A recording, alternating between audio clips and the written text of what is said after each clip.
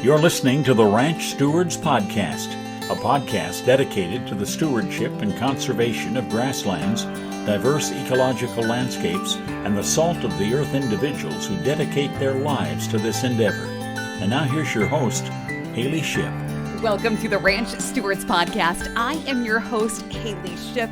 Today we are diving into agricultural tourism, agritourism, that's too many syllables. All the creative ways that folks across farm and ranch country are opening their gates to visitors. And we're joined by someone who has been doing a whole lot of the heavy lifting to make agritourism possible in Montana. That is Shannon Arnold. She's with Montana State University. She's just one of those quiet powerhouses, sometimes not so quiet, who gets things done and keeps this whole conversation moving forward. And then we've also got Tamara Robertson with us today from Wandering Acres in eastern Montana, because yes, someone does have a flower farm outside of Forsyth. Her family started out traditional cow-calf and small grains, and then she came up with this idea totally out of left field. And it worked. So if you've ever wondered how agritourism fits into real operations or how people even find these places, this episode is going to be a great place to start. With that, I kicked things off with my cheeky first question. Introduce yourself. Tell us why you're someone we should be listening to on this topic. Yeah, thanks for having us, Haley. So I'm Shannon Arnold. So I'm a professor at Montana State University in agricultural education. And I have been working in the industry of agritourism since about 2017, as we started to see a rise in agritourism across the state and really across the nation. So it's really been my topic of research focus for the last, I guess, almost 10 years at this point. And so that's something that I've been working on. I've also been working on helping to promote agritourism to producers so that they can learn a little bit more about how agritourism can help their operations. As we think about what agritourism is, really it's just farms and ranches opening up their operations to visitors that want to learn more about agriculture. So having them allowing them access to farms and ranches for whether it be educational or recreational purposes is really all that agritourism is. Shannon, should I be addressing you as Dr. Arnold? Are you one of those high-end people that I need to address that way? No, definitely not. We've also got Tamara Robertson with us now. Tamara is a peer of mine. We actually have a mutual friend that Tamara went to high school with, and we had met each other that way years back because we are now 20 years past high school, and I don't know how in the heck that happened. But Tamara, your story is that of a daughter in a ranching family who became the next generation and realized that the status quo, doing things as they'd always been done on your operation, isn't what fit your skill set. And so that's where you started to bring in Wandering Acres onto you all's place outside of Forsyth. Give us a little bit more about yourself and about your credentials with agritourism. Sure, yeah. Thanks, Haley, for having me. You're exactly right. Our story is a generational story where, we came back to the area to kind of take over the ranch and had to really make it what it was for us. But that is where agritourism really came in. And thanks to Shannon and her wonderful program and research that she's been working on, we were able to be part of the Agritourism Fellowship Program that really helped introduce us to what that looks like for everybody around the state of Montana, and what that might look like for us on our place. So we went from a traditional spring wheat, winter wheat, commodity farming ranch and farm to now we still, of course, have the cows and we still do that side of things, but we switched our farming operation to a flower farm, which was a lot different from the, rut of this is how we did things for the last 30 years. So that's why we do them this way. And the funniest thing was just listening to my dad try to figure out how the combine was going to come into play and what that looked like. But we are very excited about agritourism on our place and just for Montana in general, because it's really an exciting time for Montana and for the ranchers and the farmers who are looking to, add a little diversification to their ranches and their operations. So we mentioned the Agritourism Fellows Program. This was something that Shannon kind of brainstormed and put into practice. And I got to be one of the members who went through this as well and learning more about not only what agritourism is, but what it could be in the state. Because it was one of those things that's just kind of been on the cusp. And I just want to mention some of the folks that were fellows with us. We had Carissa McNamara with Wild Horse Lavender, Laura Garber with Homestead Organics, John and Aaron Turner out of Missoula with Turner Farms, over to Eastern Montana, Barkley's Homegrown with Todd and Molly Barkley, and then Tana and Tiana Keenan with Malstead Ranch. It just really showcased diversification, not necessarily diversification on your operation, but the wide range of folks in the state that take on agritourism, and that where Tamara and I come from, large acreages, not very many people, is a completely different environment than what somebody like Homegrown Organics is seeing, or Turner Farms right next to the city limits of Missoula. And so it's just one of those things that, like we so often tackle in agriculture, it's not a one-size-fits-all type of a program, but it can be very, very wide-ranging. And so, Shannon, why don't you talk to that a little bit about what is agritourism? Because there's a wide slate of things that fall under this umbrella. Yeah, we like to talk about agritourism kind of in 5 different categories. So there's a framework out there that is used nationally to kind of describe what agritourism is and its connection to agriculture. So the first category being education. So these may be classes that you host on the farm, maybe farm tours, maybe tastings. So those can be focused on just kind of educating the public about what agriculture is. Secondly, hospitality. We're seeing a lot more people looking at adding farm stays onto their farms and ranches, or maybe even hosting farm to table dinners. So integrating some of the hospitality components into their offerings. Outdoor recreation. So we're in Montana, so horseback riding, allowing people to come onto the ranch and maybe do some hiking or some hunting or some fishing. Those are becoming more popular as we have more people wanting to visit here and have access to private lands. There's some different resources out there to help farms and ranches access that. Entertainment. So this is probably what most people associate with agritourism. So those would be those seasonal corn mazes or pumpkin patches or maybe farm festivals that are held on the farm. And then finally, direct sales. So maybe you might have, as Tamara has, maybe they have a U-Pick, or maybe you might have a farm stand on your farm. So those are kind of the 5 different categories that we like to classify agritourism in. And then there's kind of also this other perspective of its connection to agriculture. So how connected is it to agriculture? Those are kind of more of the core agritourism enterprises that are connected to production agriculture and hosted on the farm, where we have others that might still have a loose connection to agriculture but might be hosted off the farm. So as you can see, there's lots of diversity within the definition of agritourism, which makes it so unique. Because we only have a limited time, we're going to sort of, I think, funnel our focus into what I think would be maybe most beneficial to the audience that listens to this, which is tricky for me to pinpoint because at this point we now have 14 countries that have tuned in for the Ranch Stewards podcast. So I by no means can assume that anybody is one certain direction of things. But I think for a lot of the folks that listen,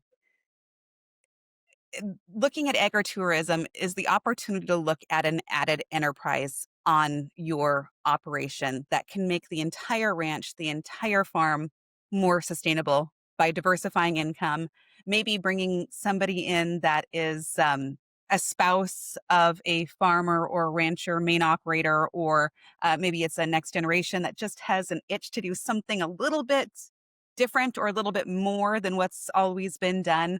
And I think that that is where this really, looking at this as a business and as a business that can add financially to a ranch is kind of the avenue that I want to go down, and completely not to discredit places like Homestead Organics, where her mission is really just to be a source for agricultural education and community next to a larger scale community. And so, but looking at what you are doing specifically, Tamara, with you were traditional cow, calf, and grains. You still have the animals. You kind of turned over some from the more large or the small grains, but large operation of small grains to now this floral operation. Talk to us financially about making that leap and having, I mean, I assume you had to have a business plan. I'm assuming that, like most of us in ag, you had to come up with an operating loan to be able to make this leap.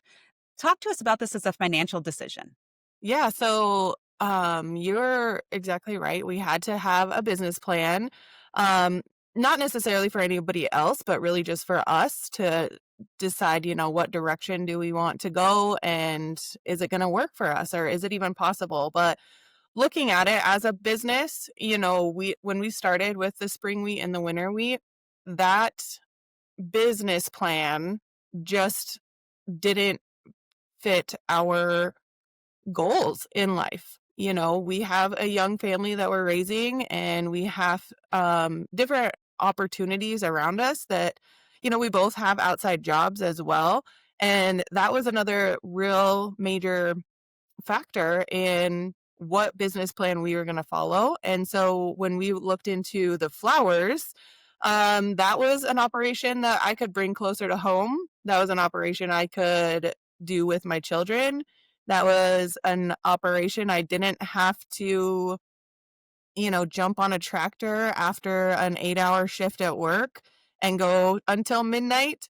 It was a lot of different factors that really played into the reason that we went with flowers, and that also gave us a huge variety of avenues to go down as well, because we started with subscriptions, and we also have done special event flowers for funerals. And then we really didn't anticipate going into the wedding scene, but now it's, the biggest part of what we do for flowers right now. And we've been to places like, Jackson Hole, we've been to Billings, we've been to Bozeman, and we really have been all over the state of Montana because of that. And it's been a really great opportunity for us to look at what we can do and pivot in that direction. You did mention like having to take out a loan and stuff like that. And for us, we started small. We wanted to really see if flowers could make it on their own. And we didn't want to dive into a huge debt without knowing that first, So we actually did not take out a loan to start our flower farm. We started with 5,000 tulips, and we planted them in the fall. And when they came up in the spring, we started selling, and we never turned back after that. It was just we poured all of our profits back into growing our business, and we were able to do it without a huge loan from the bank. And, moving forward, we may, now that we know that the business can sustain itself, that might be something we look into, now that we have that business in the background and the research into those flowers and that operation. So I do think, anybody looking into getting into a new avenue on their ranch or into a new venture, you can start small, and that's okay. Some people like to dive in head first and get that huge loan, and that's totally fine with as well. But I don't think it's always necessary. I think you can start small and really do your research and your background checks on everything, and go from there. I asked that question coming from a solo serial entrepreneur who does not have a business background. And so knowing that people can make the numbers work and make something actually make money Hmm. is something that is big for me, because I've fallen on my face as an entrepreneur before and been in situations where I'm not making money, and you're paying for this side job out of your first job's salary, and you're just working 3 times as hard. And so, I think that realistic look, that sometimes we have a curiosity and we start to follow it. And then, okay, can we sit down and make sure that this thing sustains itself, that you do have a cash flow, or at least a plan to make that cash flow, say year 3, 4, 5. Eventually, Right. we're going to get there and not have to subsidize it with our day to day, so that it can be an added Hmm. enterprise. Tamara, for what you're talking about with Hmm. tulips, I can see a really easy cash exchange. Yeah. People are used to paying for Right. products. Flowers cost money. But Shannon, so often in agritourism, you're selling experiences. And I think for folks in agriculture, we're so used to inviting the public out. Come out for a day of branding, come do X, Y, or Z. And it's hard to not only get to a point where now we're charging people to come and look at our horses. We don't want to say ride horses, because sometimes that gets really complicated with insurance, which I'm going to touch on in this show still. But, it's really easy for us to give it away for free. And then once you have to think about charging, it maybe feels a little disingenuous, or like you are cash hungry. Do you see that reluctance often with agritourism, and how do we get past that?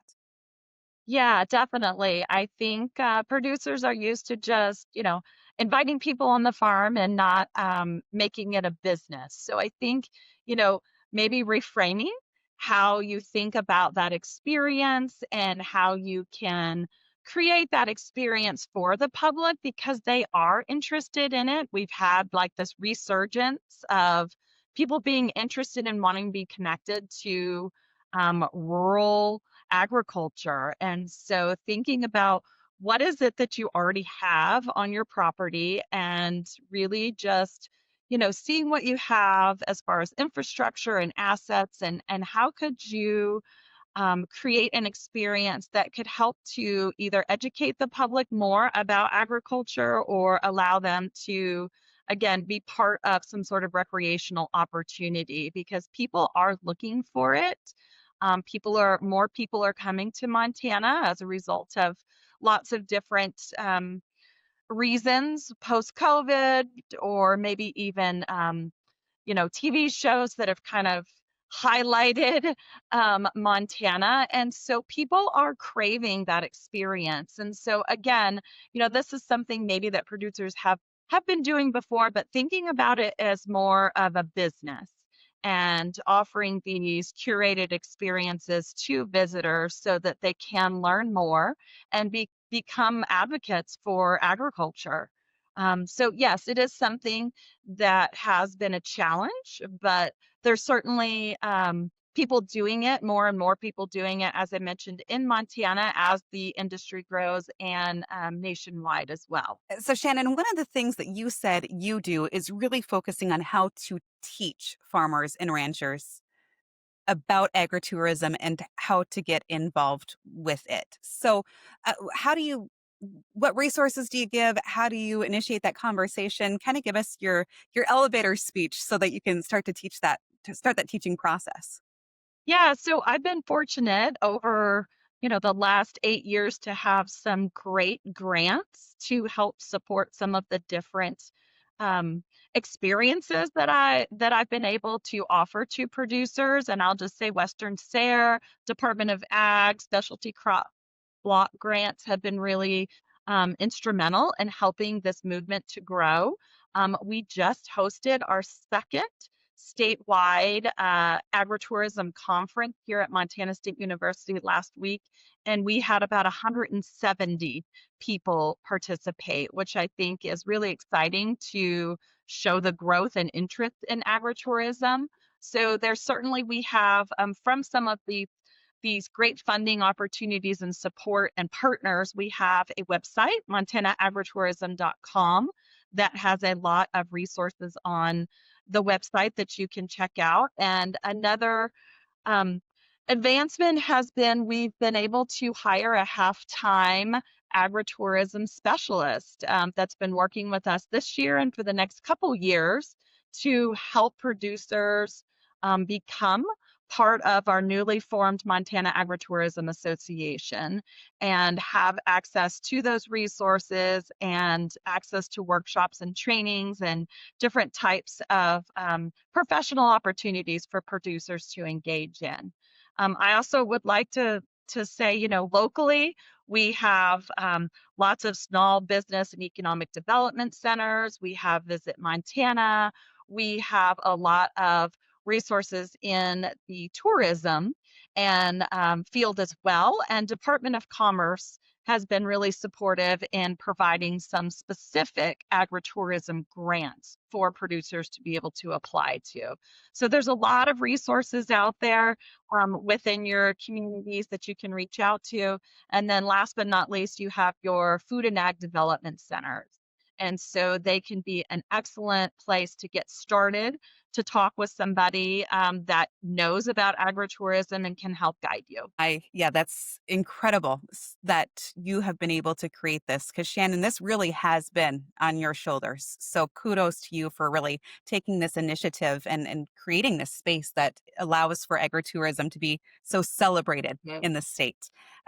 As you're going through that list of things, I've got some experience with the Department of Commerce and tourism in the state, and you mentioned Yellowstone, and wow, Paramount comes in and paints this picture of what Montana is, and it got people wanting to be part of Montana. That combined with the COVID pandemic and people wanting to be out in open space, it created some real issues for tourism in the state of Montana. And the state had already established dollars and funding to promote tourism. And suddenly for our big areas, that shifted to maintenance of tourists, not attracting tourists. And it also allowed for the Department of Commerce to look at how are we supporting tourism in the more desolate locations of the state, and investing in agritourism and these opportunities was one just fit that worked so well. And so that's kind of been part of the catalyst to this too.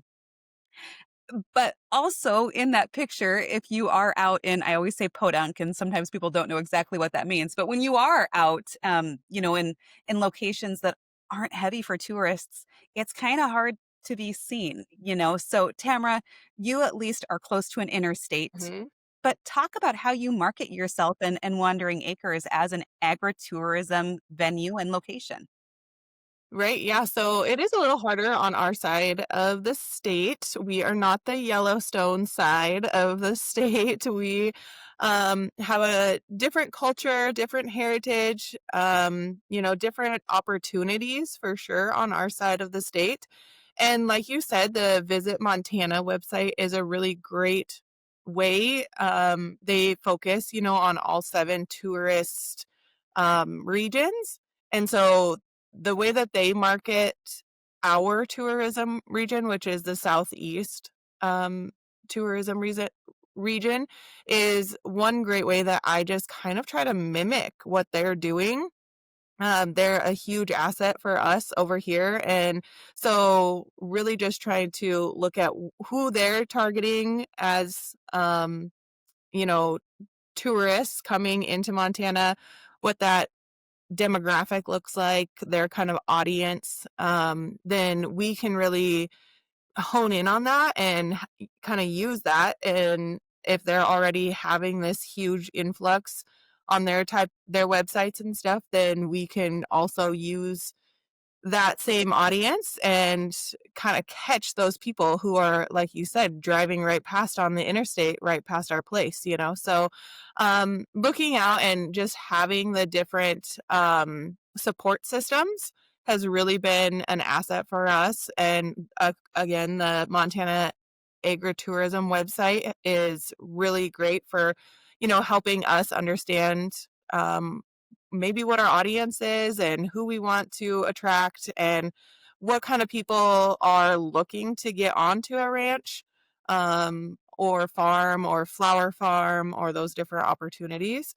So for us, we just really research a lot of what our audience is going to be and who's coming to our area. We've just got a few minutes left here, and I do want to get to a quick story time opportunity. But I mentioned insurance, Shannon, as we've done this agritourism discussion now for a number of years, that seems to be one big reluctance from anybody in production ag is, what sort of insurance do I need to have, especially when you start talking about people around animals or people around ATVs? So have you found any solutions, any really nice ways to handle that question? Yeah, we at our conference this past week, we actually had a specific session about insurance and liability, and it's certainly probably one of the top concerns for producers as they enter into agritourism and allowing people to come onto their property. But one of the things that we like to say is start with talking with your insurance agent and finding an insurance provider that actually understands agritourism, and that they can, so having that conversation about what it is that you want to try and add to your operation and what that insurance might look like. You can start small. So maybe you want to just start with maybe a special event and get maybe a rider for that specific special event. And then again, I think it's just talking with your insurance agent, thinking about different ways to protect yourself. So that can be, liability waivers. It can be having signs, having adequate insurance, and making sure that you are protected from some of the risks that come with allowing people to come onto your farm. So I think being prepared and having, a good conversation with your insurance agent is a great place to start. And we lost Tamara, which is just indicative of rural Montana, right? Sometimes we don't all have the best internet connection. So Shannon, we'll go ahead and just close it out with you and I. And I kind of alluded to this before we recorded this podcast, but stories are just a way that people can connect. So as you're looking at this, you said 8 years you've been working in this avenue now of agritourism, helping to create this space in this state. Do you have any stories or a story that really has kind of struck home to you as being maybe rewarding or really letting you know, like, I'm in the right career. Things are coming together for me? Yeah, I think that it has been so exciting to see the amount of interest and some of the benefits that agritourism has offered to different farmers and ranchers across the state. That is what I wanted to do, is allowing producers to think about, how can I continue to do what I'm doing on my land, but then also maybe supplementing it, maybe offering a space for the next generation to come home. And then one of the goals that I've had from the very beginning was to start an association for producers. And so this year, with the help of both you and Tamara, we were able to establish the Montana Agritourism Association, which is an association for producers interested in agritourism and what that might look like and how that might be helpful to them. So I think with the establishment of the association, that has really been a great way to say, hey, we finally got this done. It was a goal of mine and a goal of all of the producers that I've been working with to have that support. And so that was really exciting to see that we finally got that established. Thank you to Tamara. Thank you to Shannon. She really has been quietly pushing this work forward for years. It's exciting to see it all starting to take a more formal shape. And before we close, I would love your help in spreading the word, not just about this episode, but about the entire Ranch Stewards podcast. If you have enjoyed what you've heard, share it with friends, neighbors, or anyone who cares about the future of working lands. Those shares really do make a difference. The Ranch Stewards podcast is a project of the Ranchers Stewardship Alliance. Our goal is to help ranchers and ranching families on the land by creating space for meaningful conversations and supporting rancher-led education and on-the-ground projects that benefit both agriculture and wildlife habitats, because when ranching and wildlife thrive together, our rural communities do too. Thanks for listening, and thanks for sharing the Ranch Stewards Podcast. You've been listening to the Ranch Stewards Podcast, a project of the Rancher Stewardship Alliance. If you like what you heard, head to ranchstewards.org for added content, or follow the Rancher Stewardship Alliance on Facebook and Instagram.